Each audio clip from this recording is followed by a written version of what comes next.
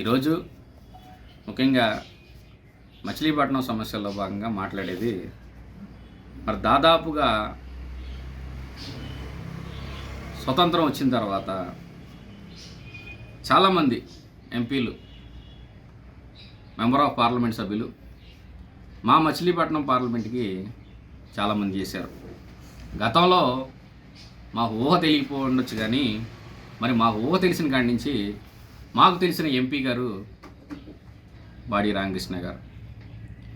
Body Ramakrishna గారు అంటే మాకు అత్యంత చాలా ఇష్టమైన వ్యక్తి. ఎందుకంటే బాడి రామకృష్ణ గారనో లేదా ఆయన ఒక పారిశ్రామికవేత్తనో కాదు, ఆయన చేసిన మంచి పనులే ఈ రోజున మచిలీపట్నంలో చిరస్థాయిగా నిలిచిపోయిన పేరు బాడి రామకృష్ణ గారు.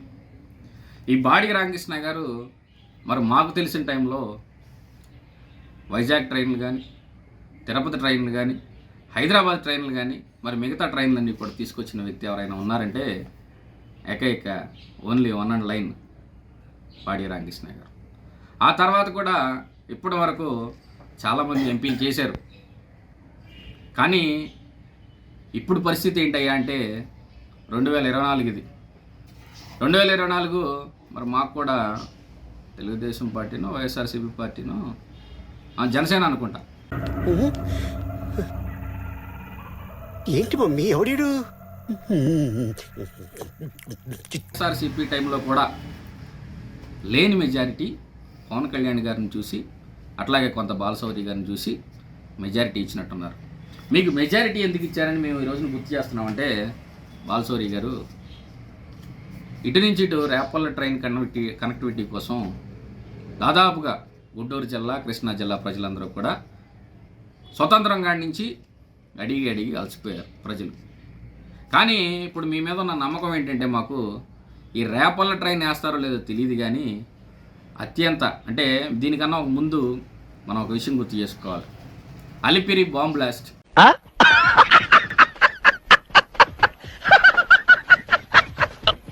చంద్రబాబు నాయుడు గారు అక్కడ కొన్ని మెయిన్లు పేలితే కార్లు వివి వినాయక్ సినిమాలో లెగిస్తే చంద్రబాబు నాయుడు గారు అందరూ ఉన్నారా లేరా అని చెప్పని అనుకున్నారు.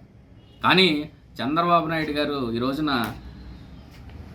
మళ్ళీ పునర్జన్మ వచ్చిందంటే కారణం తిరుపతి ఏడుకొండల వెంకటేశ్వర స్వామి అని చెప్పని. అట్లాగే చంద్రబాబు నాయుడు గారికి బాధ కలిగినా, లేదా ముఖ్యమంత్రి అయినా, లేదా ప్రతిపక్షంలో ఉన్నా, ఆయనకి ఆరోగ్యం బాగపోయినా, లేదంటే ప్రతి పుట్టినరోజులకు కూడా, లేదంటే దేవాంశ పుట్టినరోజుకు కూడా తిరుపతి తప్ప మరో గుడికి వెళ్ళడం. ఎందుకు మీకు అంత ఇష్టం? ప్రత్యక్ష దైవం ఏడుకొండల స్వామి వెంకటేశ్వరుడు కాబట్టి అందరం కూడా మనం చాలా గొప్పగా నమ్ముతాం. దేశాలు నమ్ముతాయి. మరి అలాంటి వెంకటేశ్వర స్వామి దర్శనం ముఖ్యమంత్రులకైనా, మాజీ ముఖ్యమంత్రులకైనా, ఎమ్మెల్యేలకైనా, ఎంపీలకైనా, మరి సామాన్య భక్తుల పరిస్థితి ఏంటి? ఈ మాట ఎందుకు అంటున్నామంటే, దాదాపుగా 2 సంవత్సరాలు అయింది తిరుపతి ట్రైన్ తీసేసి. అయ్యో రేపల్ల ట్రైన్ వేస్తారనుకుంటే ఉన్న ట్రైన్లు తీసేస్తే ఏంటి పరిస్థితి? గత 4 రోజుల క్రితం అడిగాం, సార్ తిరుపతి ట్రైన్ వేయండి అని చెప్పని. ఇంతవరకు దాన్ని ఊసుందా? అది కాకుండా అక్కడ కంపార్ట్మెంట్లో ప్రజలు గోల. ఇప్పుడు నాలాంటి వయసు గలవాళ్ళు, లేకపోతే కనుక ఇప్పుడు ఎదురుగుండా విలేకరులు ఉన్నారు, వీళ్ళంతా కూడా 35-40 సంవత్సరాల గలవాళ్ళు. మీరో నేనో అందరం కూడా ఈజీగా నడుచుకుంటూ వెళ్ళి కంపార్ట్మెంట్లు ఎక్కేస్తాం. కానీ పెద్దవాళ్ళ పరిస్థితి ఏంటి? ఎస్కలేటర్లు అడుగుతున్నారు, లిఫ్ట్ అడుగుతున్నారు. కనీసం పట్టించుకునే పరిస్థితి ఉందా? ముఖ్యంగా మీరు ఎంపీ గారంటే పెనమలూరు, ఉయ్యూరు, లేదంటే కనుక పామారు, అవినిగడ్డ అనరు. అయిపోయాడు వాడు. మచిలీపట్నం పార్లమెంటు ఎంపీ గారు అంటారు మీరు ఢిల్లీలో ఉన్నా కానీ మీకు ఆ గుర్తింపు వచ్చిన మచిలీపట్నంలో తిరుపతి ట్రైన్ ఏది, ఎస్కలేటర్ ఏది, లిఫ్ట్ ఏది అని మిమ్మల్ని అడుగుతున్నాం ఎంపీ గారు. అది కాకుండా ఈ రోజున రైల్వే డివిజన్ మేనేజర్ గారికి, ఆ తర్వాత మీ మీద ఎంతో నమ్మకం ఉంది పవన్ కళ్యాణ్ గారు మీకు, ఆ తర్వాత ఫేమస్ అని చంద్రశేఖర్ గారికి, ఆ తర్వాత కింజారాపు రామ్మోహన్ నాయుడు గారికి, ఆ తర్వాత బాబు గారు మీరే ప్రతి పుట్టినరోజులకి నన్ను మీకు బాధ కలిగినప్పుడు వెళ్తారు. మీకు తర్వాత ముఖ్యంగా బాలశౌరి గారికి Tirupati litre Tirupati train, Shirdi train, ఈ 2 ట్రైన్లు. బ్రదర్ వెళ్ళిపోనా? నేనేమన్నాను? మాట్లాడేప్పుడు సైలెన్స్గా ఉండండి. నాకు ఒక్క సెకండ్ పట్టుద్ది, మైక్ విచ్చి వెళ్ళిపోతాను నేను. ఓకే, మాట్లాడినా తట్టుకోండి కాసేపు.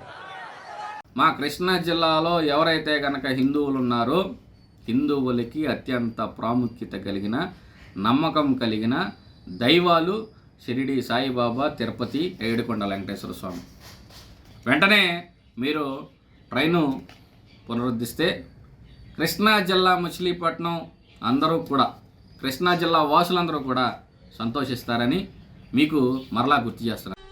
నేను మిమ్మల్ని ఎందుకింత ప్రేమిస్తున్నానో తెలుసా మీకు? దీనికి అసలు జవాబే లేదు.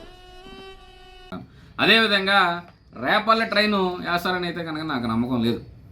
కానీ మిమ్మల్ని ఇంకోటి అడుగుతున్నా, అదే మీరు రేపల్లె ట్రైను ప్రస్తుతానికి వేయలేకపోయినా, రేపల్లె కనెక్టివిటీ వేయలేకపోయినా, కానీ గిలకల దుండి నుండి కోడూరు వరకు, హంసలదీవి వరకు, ఇప్పుడు ఎట్లాగో కాళేకన్పేట నుంచి చిన్నాపురం, యాదర, తర్వాత కమ్మవారి చెరువు, ఈ రోడ్డు ఏదైతే కనుక ఉందో ఆ రోడ్డు మీరు ఎలాగో వేయలేరు కాబట్టి ఈ గిలకల దిండి నుంచి అన్న అక్కడ ఒక డిపిఆర్ తయారు చేసుకుని కనీసం ఆ పొలాల్లో నుంచి నాకు తెలిసి బ్రిడ్జ్లు కూడా ఉండవనుకుంటున్నాను. నేను ఒక బ్రిడ్జే తగులుద్ది అనుకుంటున్నాను.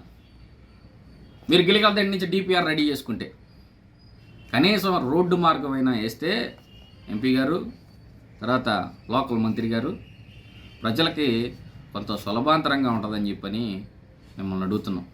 అది కాకుండా తర్వాత మొన్న మా కొల్లు రవీంద్ర గారిని ఒక విలేకరు గారు ఎవరు అడిగారంట, సార్ అంబేద్కర్ గారి భవన పరిస్థితి ఏంటి?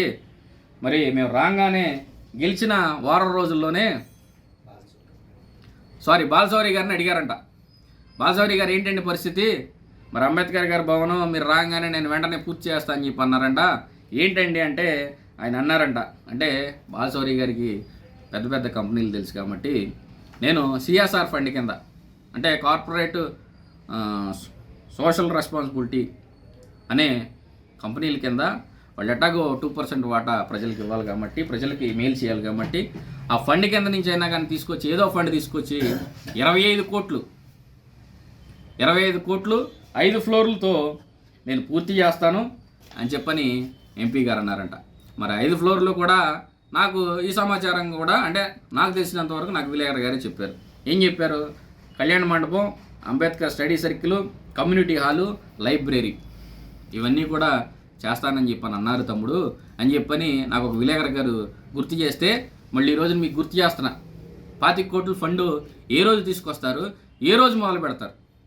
ఆ తర్వాత ఈ ప్రశ్న వచ్చిన తర్వాత అంట, మరి పేరు నాని గారు వదిలేసిన తర్వాత, పేరు నాని గారు నేను కూడా 5 సంవత్సరాల కాలంలో నేను కూడా ఏదో చేసేస్తాను అని చెప్పని ఆయన పక్కన పార్టీ ఆఫీస్ అయితే కనుక కట్టుకున్నాడు. కానీ అంగురంగులతో ఈ అంబేద్కర్ భవన్ గారిని, మరి అంబేద్కర్ గారిని కూడా కనీసం బూజుతో, చెత్తతో నింపేసి 5 సంవత్సరాల కాలంలో అలా పెట్టి వెళ్ళిపోతే, మరి విలేకరు గారు అడగంగానే వీళ్ళకి చలనం వచ్చి ఆ డోజర్లు పెట్టి, ఆ ట్రాక్టర్లు పెట్టి వెంటనే ఆ చెత్త తొలగించి అంబేద్కర్ గారు పట్టిన బూజు దులిపేసి ఈరోజు చేతులు దులుపుకున్నారంట.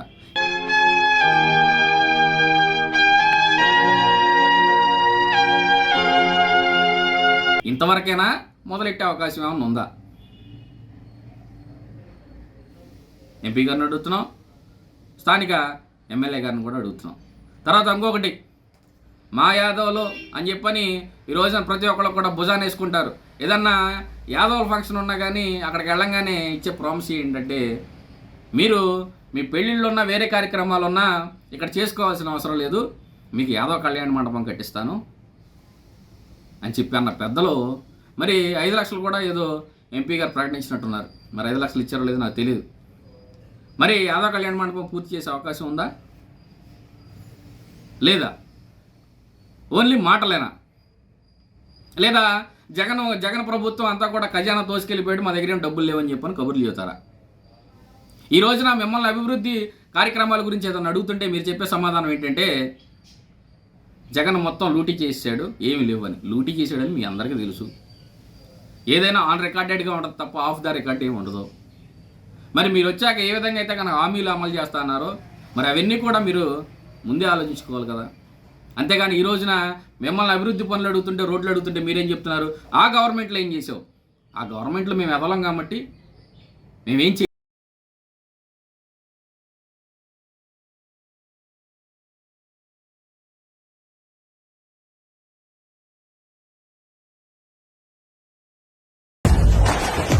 ప్రజలు ఈ రోజున మీకు ఇచ్చారు. మరి ఈ రోజున మీరు కూడా ఆ గవర్నమెంట్ మీద తోసేస్తే జనాల పరిస్థితి ఏంటి? ఎక్కడికక్కడ తప్పించుకుంటాం కాదు. ఒక ప్రశ్న అడిగితే జవాబుదారీతనంగా ఉండాలి తప్ప ఆ గవర్నమెంట్ ఏం చేయలేదు, జగన్మోహన్ రెడ్డి ఏం చేయలేదు, జగన్మోహన్ రెడ్డి లూటీ చేసాడు, జగన్మోహన్ రెడ్డి ఖజానా ఖాళీ చేశాడు, తెలీదా మీకు? ప్రతిదీ కూడా నోటెడ్గా ఉంటుంది. అది కాకుండా చివరి అంశం ఏంటంటే హాస్టల్స్. ఈ రోజున బల్లిపురం నుంచి ఒక బాలికి ఫోన్ చేసింది, అన్నా టాయిలెట్స్లో నీళ్ళు ఉండవు, పైన ట్యాంకుల్లో నీళ్ళు ఉండవు, అసలు ఎంత ఇబ్బంది పడుతున్నామంటే అన్న, కనీసం మా ప్లేట్స్ కడుక్కుంటాక కూడా వాటర్ ఉండట్లేదన్న. అది కాకుండా వాటర్ ఉన్న అవన్నీ కూడా నలకలుగా వస్తున్నాయి అన్న, అవి తాగి మళ్ళీ మాకు దగ్గు జలుబులు వస్తుంటే మా వార్డెన్స్ కానీ ఇళ్ళు కానీ పట్టించుకునే పరిస్థితుల్లో ఉన్నారన్న అని చెప్పాను. ఒక్క హాస్టలే కాదు, ప్రతి హాస్టల్లో కంప్లైంట్స్ ఉన్నాయి. మరి ఈ రోజున మేము హాస్టల్స్కి వెళ్దామని చెప్పని నేను ఇదే సమావేశంలో నేను మాట్లాడుతుంటే మళ్ళీ విలేకరు గారు చెప్పారు, ఏమని, నువ్వు అలా వెళ్తే కనుక నిన్ను బొక్కలేస్తారు,